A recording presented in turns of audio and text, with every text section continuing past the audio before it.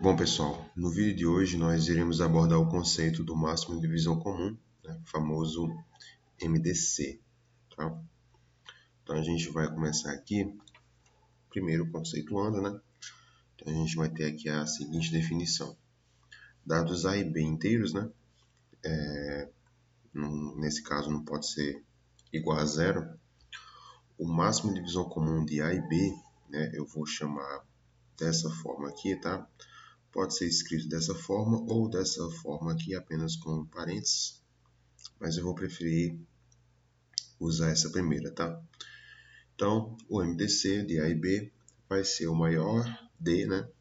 O número D, pertencente ao inteiro, de tal forma que o D divide A e o D divide B, né?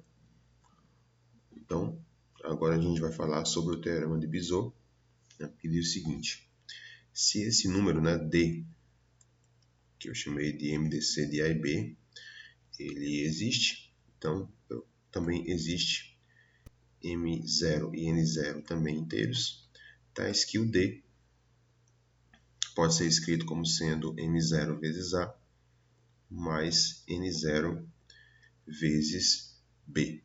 O que esse teorema de Bezout está nos dizendo é que o MDC ele pode ser escrito como sendo uma combinação linear dos dois números A e B. Então a gente vai provar aqui, tá? Então considere aqui o conjunto B, tá? Formado por essa combinação, né? MA mais NB, onde MN são inteiros. Pelo princípio da boa ordenação, né? Que foi o nosso primeiro vídeo, né? Tá linkado aí em cima. B, né? Esse conjunto B, ele tem que possuir um menor elemento positivo. Então, vou pegar esse C, colocar C, definir C como sendo esse menor, né, elemento positivo em B. Então, dessa forma, existem M0 e N0 inteiros, tais que o C é escrito, né, dessa forma aqui, M0 vezes A mais N0 vezes o B. A gente vai olhar aqui no caso, pessoal, para a parte positiva da história, tá? A parte negativa também é de forma análoga.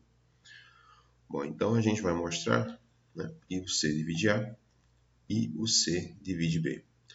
Então, para isso eu vou usar a ideia do absurdo, tá? Então, por contradição, suponha que o C não divide A. Então, pelo algoritmo da divisão, né, a gente já viu isso, né, no vídeo anterior, existem Q e R inteiros, né, tais que o A é escrito dessa forma, onde o R varia entre 0 e C. Estou aplicando aqui, no caso, o conceito do algoritmo da divisão. Só que é o seguinte, né, eu posso, nesse caso, né, a gente tem que R, se eu isolar aqui o R, ele seria A menos Q vezes C, né? Eu pego o QC aqui, boto para o outro lado, né?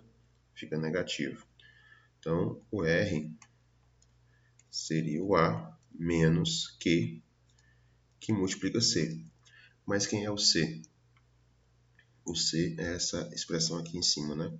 Então, vai ficar M0A mais N0B.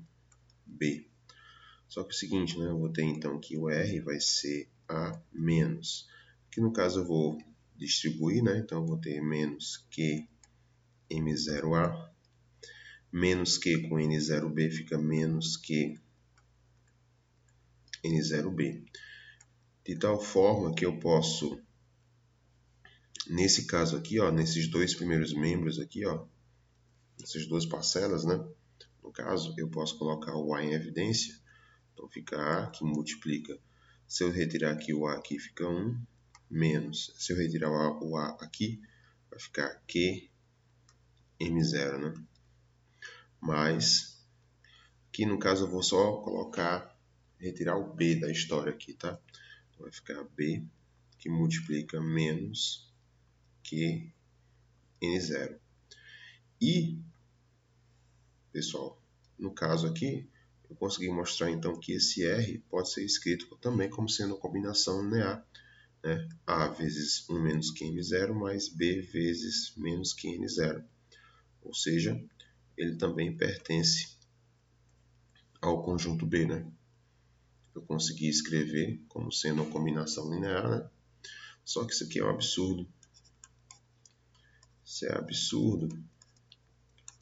Por quê? Porque a gente conseguiu, como eu acabei de falar, a gente conseguiu escrever o R da mesma forma que a gente escreveu o C aqui, né? E o C já está determinado como sendo o menor número positivo. Só que o seguinte, ó, pelo algoritmo aqui da divisão, esse R é menor do que C.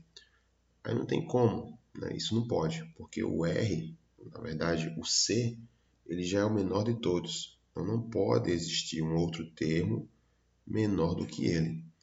Então, né, logo,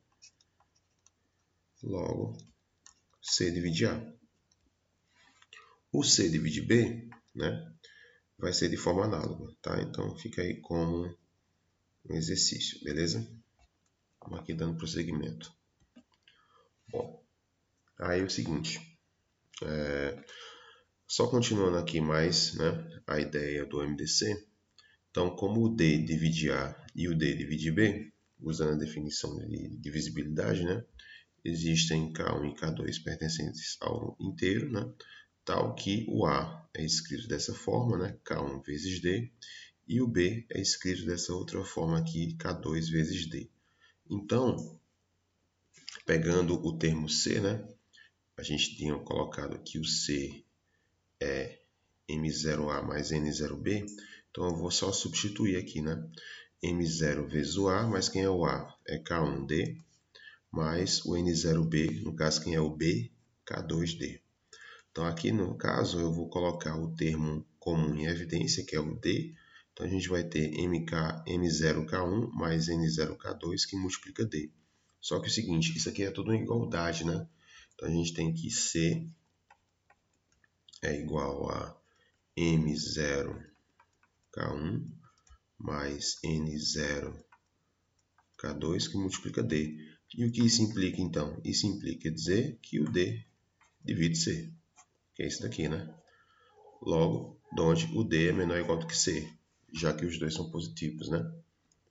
Nesse caso, a gente está utilizando mais uma vez as propriedades que a gente viu lá no vídeo de divisibilidade.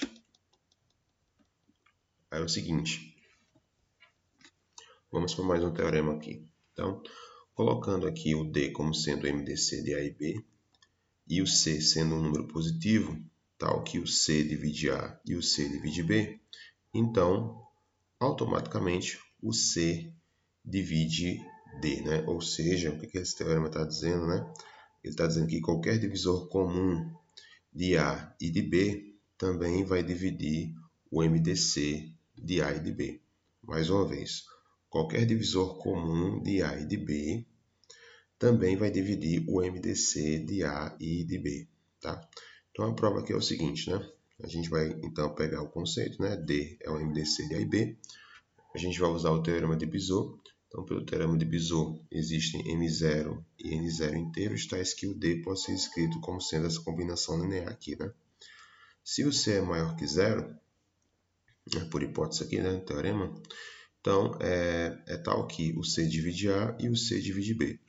Se o C divide A e o C divide B, então ele também vai dividir, né, a combinação linear. Então fica C divide M0A mais N0B.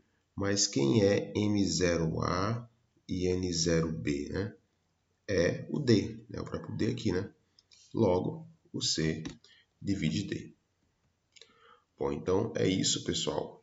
No vídeo seguinte a gente vai falar sobre as proposições que abordam o MDC.